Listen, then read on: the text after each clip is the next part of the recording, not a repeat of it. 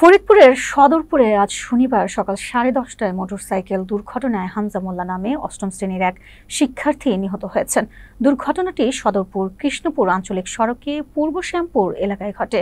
নিহত হামজা সদরপুর উপজেলার সদর ইউনিয়নের শহীদ মোল্লার পুত্র এবং উপজেলার বিশ্ব জাকের মঞ্জিল বিদ্যালয়ের অষ্টম শ্রেণীর ছাত্র ছিলেন।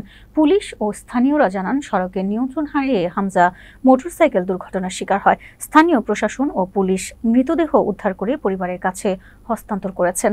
নিহতের পরিবার ও স্থানীয়রা দুঃখ প্রকাশ করেছেন এবং সবাইকে সড়ক নিরাপত্তা বিষয়ে সচেতন হওয়ার আহ্বান জানিয়েছেন।